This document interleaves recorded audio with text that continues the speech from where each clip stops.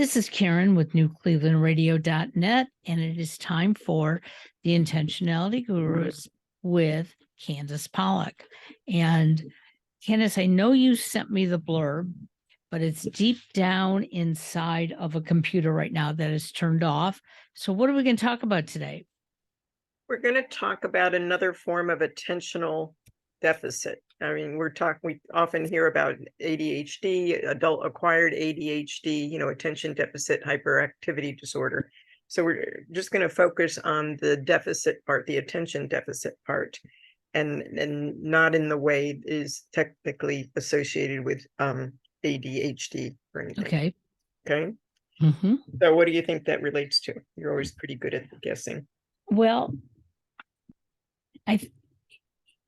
my definition or my concept would be that we don't listen. We prepare ourselves to respond, and so we're missing information. Spot on. I don't know how you do it.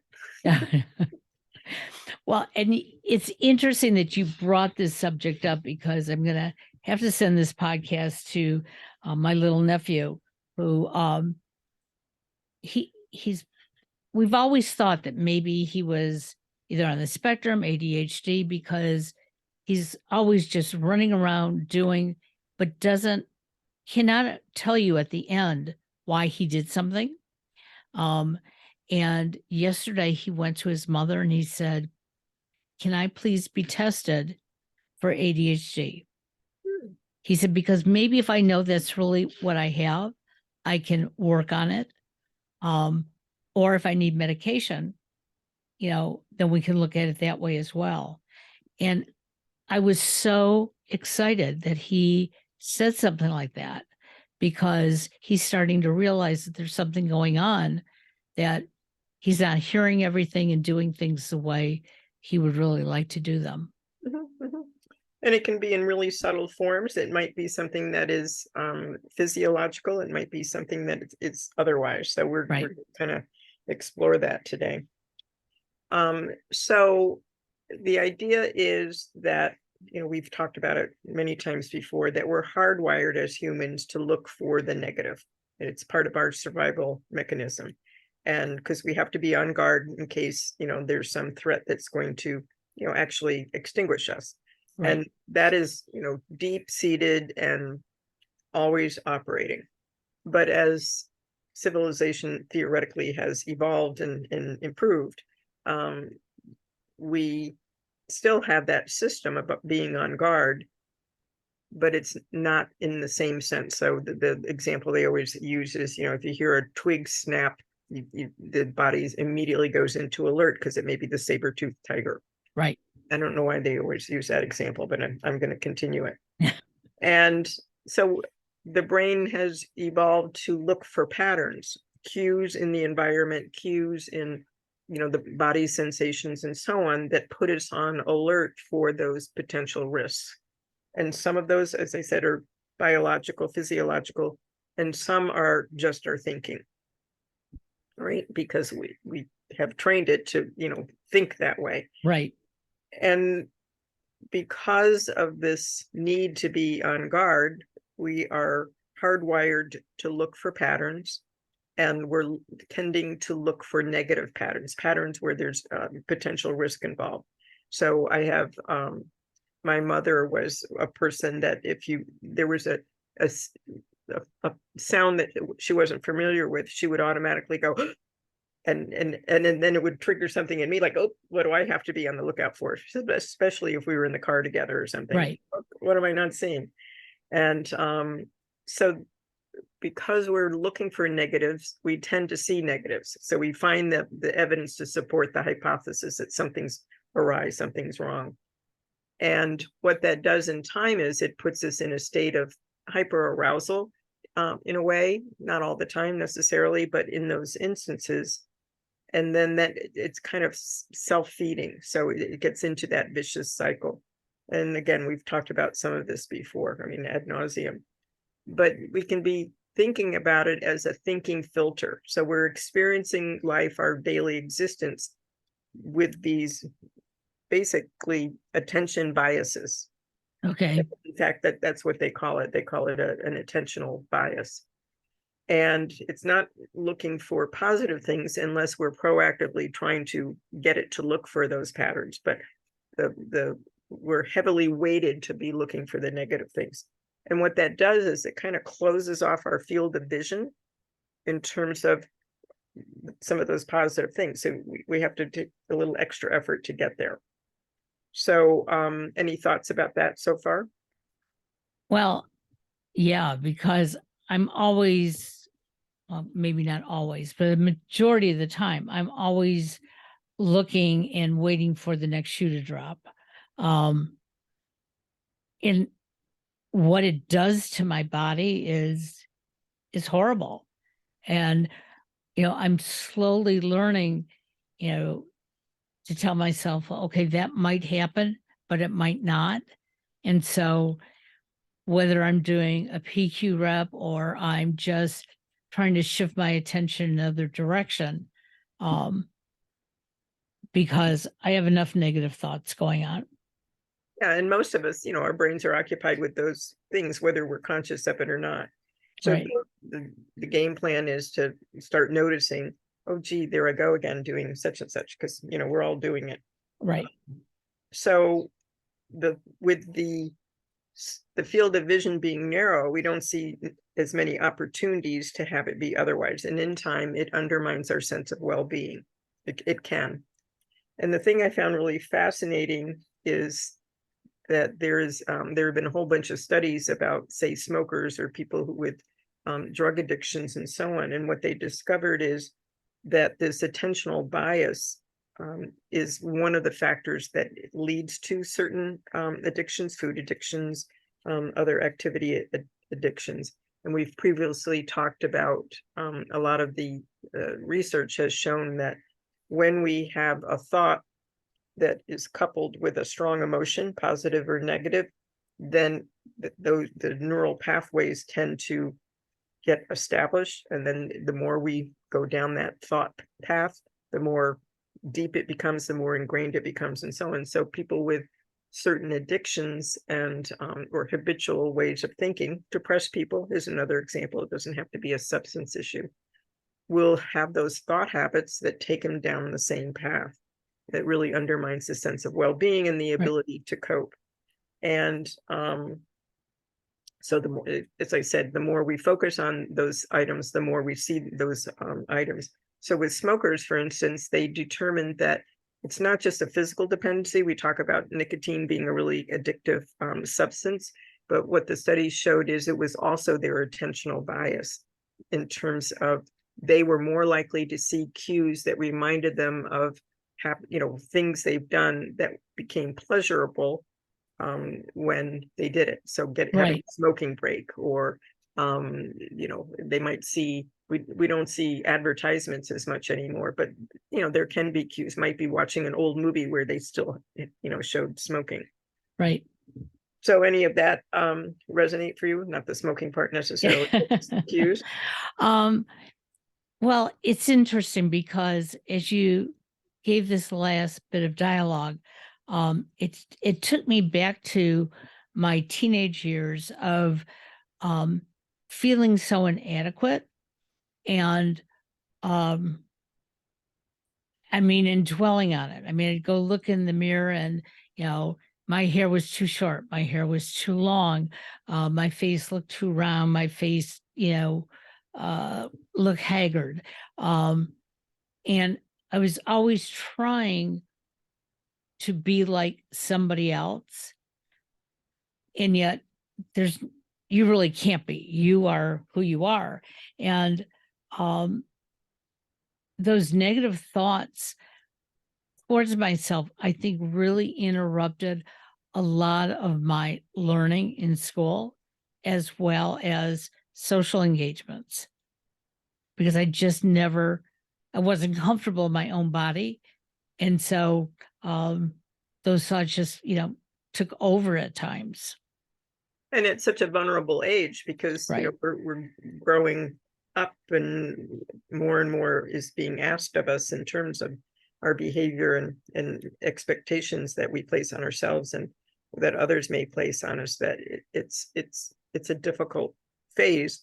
And we don't teach these skills for people to understand that we are not our thoughts. And, you know, those thoughts might not be true, Right. and all the whole cascade of other things that can drive a downward spiral in terms of feeling a sense of well-being. So in time, you know, if somebody does become aware of those things, just being aware of what some of those external cues may be, you know, there's certainly going to be the thinking cues, but, you know, what are the kinds of triggers? There was a time, you know, it was really awkward when I wouldn't say hello to people because I thought I was such a dork. They wouldn't want me to say hello. Like, who is she to say hello to me? Like, I don't know where I got that thought process. But then in time, I was able to kind of get my head around that and just be friendly and gracious and say hello the way I would like somebody to say hello to me. Sure. And so that kind of spiraled me out of it. But I still didn't have that insight into, you know, I was searching for cues, kind of scanning like a radar or sonar, looking for little blips that would tell me like, oh, you know, you're not wanted here, or those kinds of things. So how did you deal with it when you were in high school? So I had a core of friends. And even within that core of friends, I didn't feel as adequate as I would have liked to. But I knew that if I was at least around them, I was okay. It's when I would walk away. Um, Everybody else, you know, I didn't even care who they were better than me.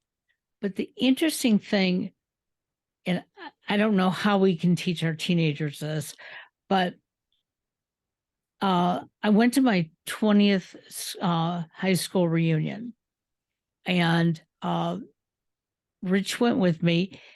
And the first guy that I saw, and I introduced Rich to, he said to me, "You know, Karen, I really wanted to ask you about when we were in high school, but you had such a mean mother."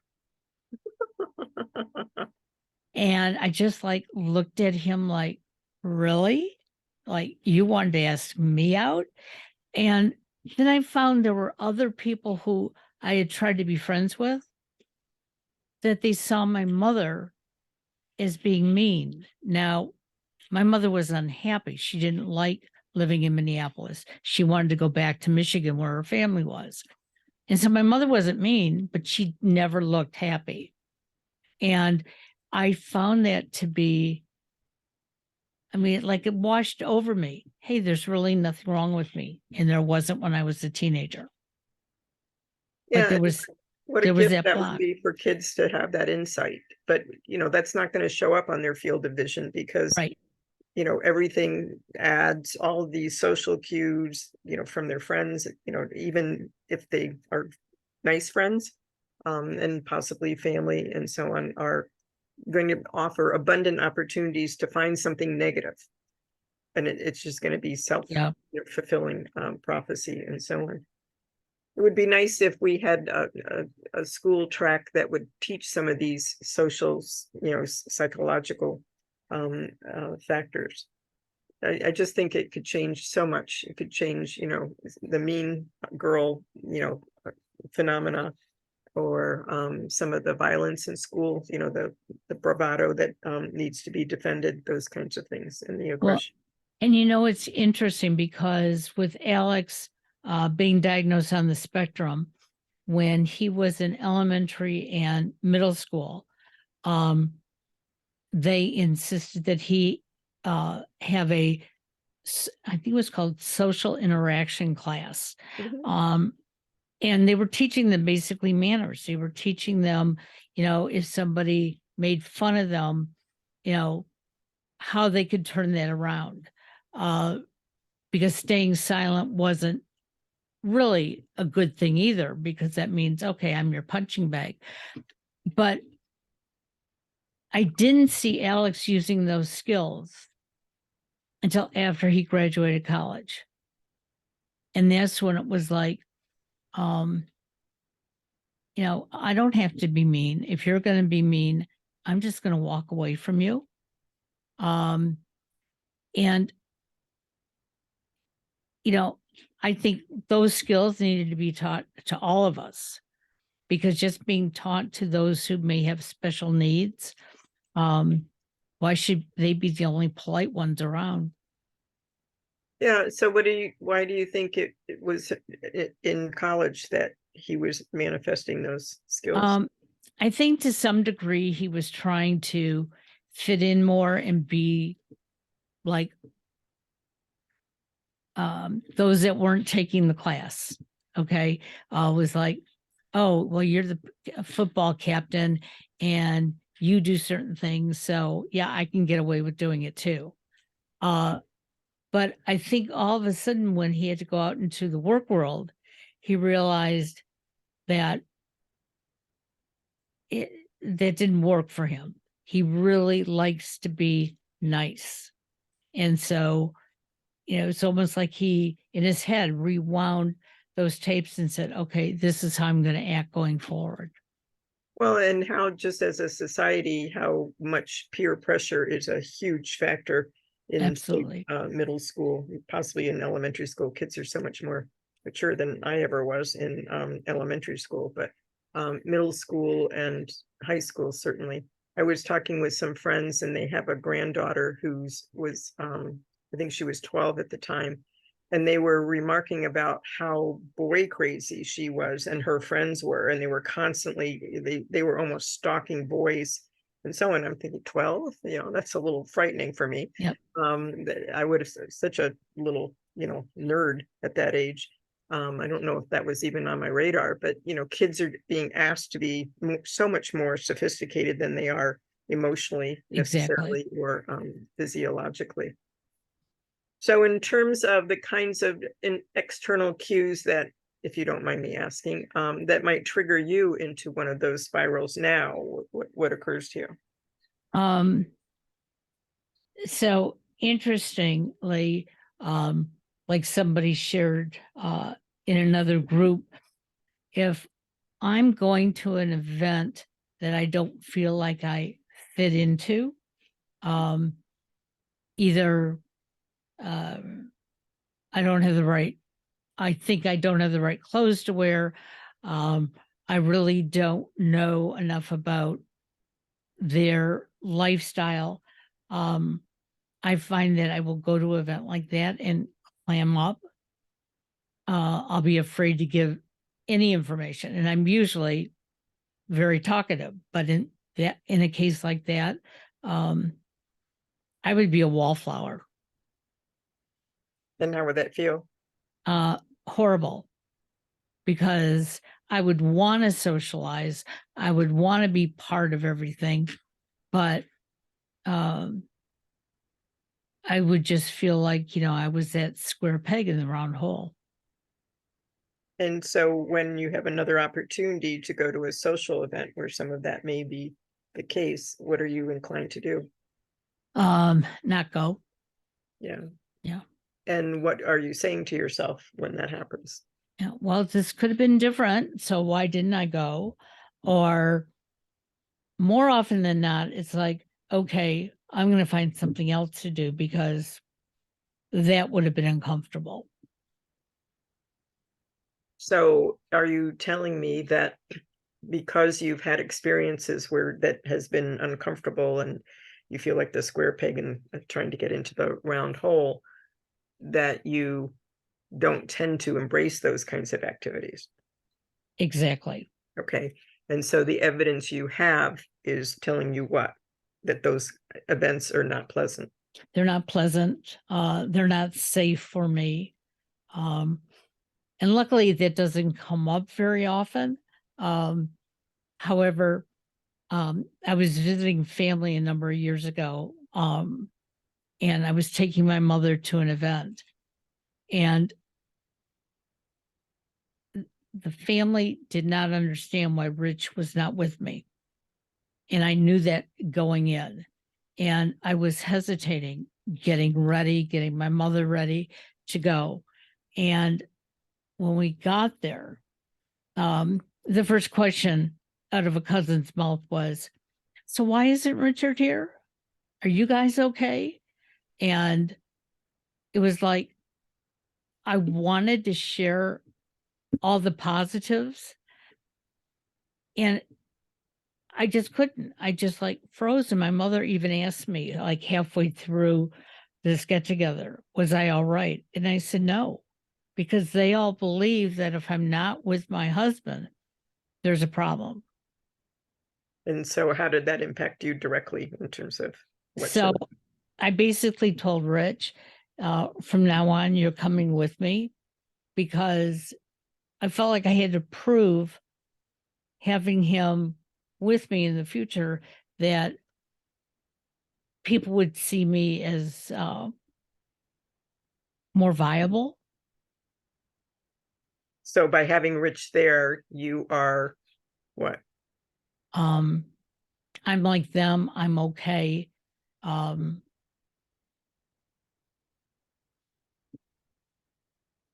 yeah, and I'm content. Okay, all right. So, and how does it feel having that as your focus? Um, that it didn't make me feel good, because I want to be seen as me. And it's great when Rich is with me, but I shouldn't have to feel like I have to prove to others that I'm okay because he's with me. Yeah, yeah. So if I can just grab that. So the idea is the external cue had something to do with going to an event where people felt they had the right to say, well, what's wrong? Where's your husband? Right. If your husband isn't with you, something's wrong, is basically the premise. Right. And it was easy for you to accept that, right? So something's wrong here. It must be me. And because Rich isn't here. Right. And then your behaviors followed. So that Rich tends to have to go with you to events. Yeah. And you're feeling, forgive the word, sucky the whole time. Right. And it's interesting, because Rich and I have this relationship where we do a lot of those things together because we want to support each other. But probably within the last year or two, I I tend to say to him, I'd love to have you come with me, but you don't have to come with me. I don't want you to be uncomfortable. And we are doing more things separately, because why should one of us go someplace where we may not be comfortable, may be miserable? So I almost at the point now where if I'm going someplace without him, I don't have to explain it. If somebody says, "Where's Rich?" He's home. He's at work. He's on a deserted island. Right. It's okay to say that he's not here. You got me. Right. And that's just fine. Yes. That's enough. Yeah. All right. So what I think I was detecting from what you were saying is it's at some point you were able to see something beyond just their perspective, that there was another alternative on the horizon. It wasn't just he's there, something's wrong, something wrong with you, something wrong with the relationship, and so on. And then somehow you developed a different view, which is, well, wait a minute, there's this other option, which is I'm enough, and the other side can accept it. So that's a perfect example of catching ourselves in the act of responding to those external cues, where the attentional deficit, the bias, is showing up, not in terms of distractibility and so on, but in terms of our thinking filters, our scope of cope filters, in essence, and then becoming a really strong self-observer, really paying attention to those things and testing our thinking. Well, and I don't know if it's age where we get to a point we say, it's okay to do certain things. Or if it's just finally getting to a point of understanding that, hey, I'm going to this fashion show, and yes, some husbands are going as well, but you know what? That's not going to interest my husband. So I can go individually, or I can go with a group of women friends, or I can go with other couples and not make Rich be uncomfortable. And I've also gotten to the point where when it's something that he is so interested in, there was a camera show a couple weeks ago, and I just had no desire to go. And it's his thing. And it was like, that's okay. You go do your thing and I'll see you later. But he ran into the same thing. Individuals who knew us, is Karen okay? Where is she? Why isn't she with you? And it's like, we don't have to be together 24/7. Well, and it reminds me of that phrase, saboteur contagion, so that other people's attentional biases can impact, we can more or less catch it if we accept it and so on. And I don't know what it is about age. I mean, one of the things I've noticed as my mom aged, she would say things that she never would have said out loud. Yeah. I don't even know if she would have thought them previously, but as she aged, she would not only apparently think them, they would just come out of her mouth, and we would say, "Mom, you can't say those things out loud." And it was embarrassing the way most kids think of their parents at some point. I guess we have to go through these milestone phases.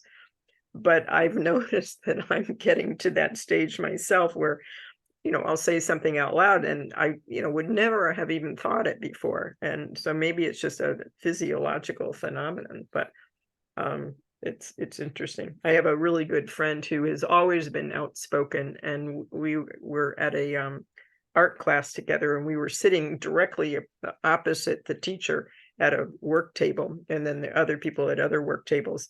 And my friend turns to me and says out loud, very, very stage loud voice, "She's a lousy teacher." Oh, God. Oh my God, I was just shrinking, and so on. But she's always been, she says what's on her mind, and you have to deal with it. So she has not necessarily limited her field of vision or her field of comments. So the other thing that I thought was fascinating is we basically have three categories of thinking. We have negative thinking, which is going to predominate just because we're hardwired. We have, so-called positive thinking, or, more pleasant thinking. And then we have neutral. So neutral might be just while we're eating. Maybe we're thinking, but, maybe we're not. And, but it's neither one or the other. So we can just be paying attention to, what's going on in our bodies, because that's always like an early Geiger counter system, like, well, something's going on here. I'm responding, and I haven't quite put my finger on what it is. Then figure out what it is, name it to tame it. Oh, there I go again, having the negative thought, or paying attention to where there may be another opportunity, and not accepting the filter that we will have a tendency, that the negative filter, just like you did with going to that event, Right. and so on. I love this analogy of the filter, because my mother was always very outspoken. I remember it even as a little kid, so maybe this is why some guys thought she was mean. My mother had no filter, and as she got older, she definitely had no filter. She used to bake cookies for the Detroit Pistons, and she would drive to the arena and deliver them for every home game. And one day she was doing it, and I guess the guard or somebody said to her, what do you think you're doing? And I don't think he meant it in a mean way. And her response was, get the F out of my way. I do this for every home game. And my cousin was with her. So, she related it. And we said to my mom, why'd you have to do that? And she goes, he sees me all the time. I'm a little old lady. I can say whatever I want. And I thought, okay.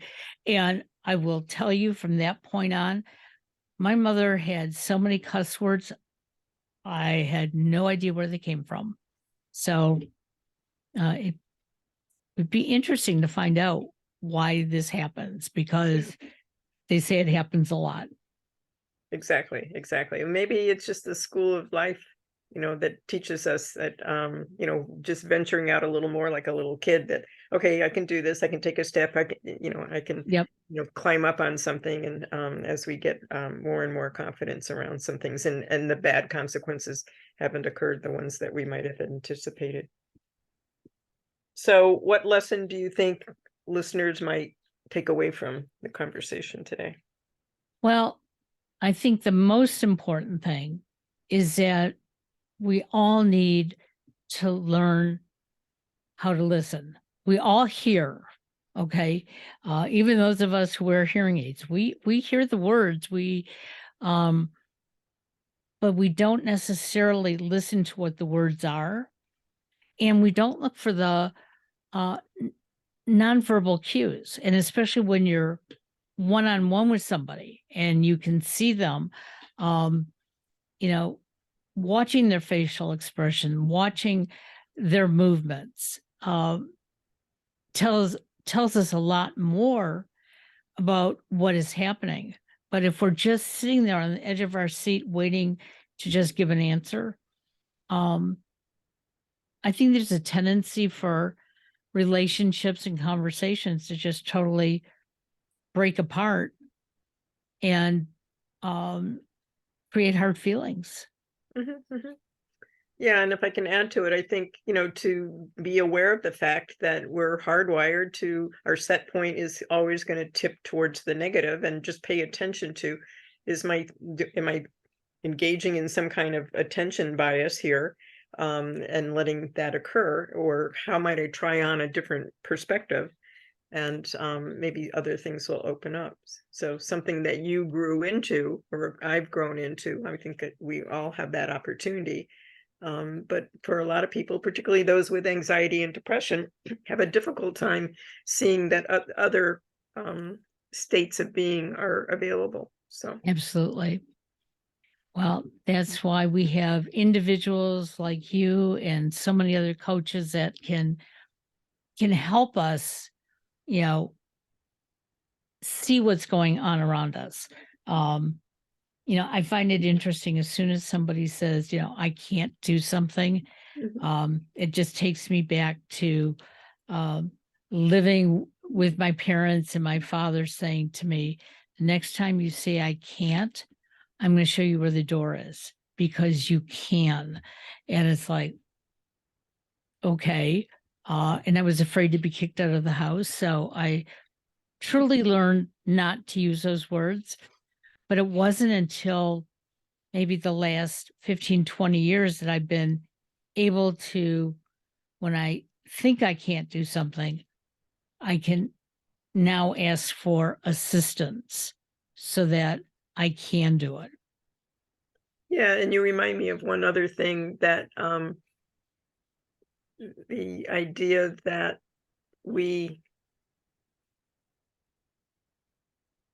insight alone isn't enough to be able to make the change. We have to, work our brain into testing things out and asking ourselves, is it true that this is the case, and so on. So it sounds like Absolutely. you were successful with that. Always working at it, we never stop. So that's a good thing. Yeah. Right. Well, this is a great way to start my day. Positive thinking. I'm sure a few negative thoughts will come up during the day, but you know what? I can attempt to wash them away. Yeah, just I think notice them and they will get neutralized. absolutely. Have a great day. Thanks for another great podcast, and we'll talk to you soon. Take care Sounds good. now. Thank you.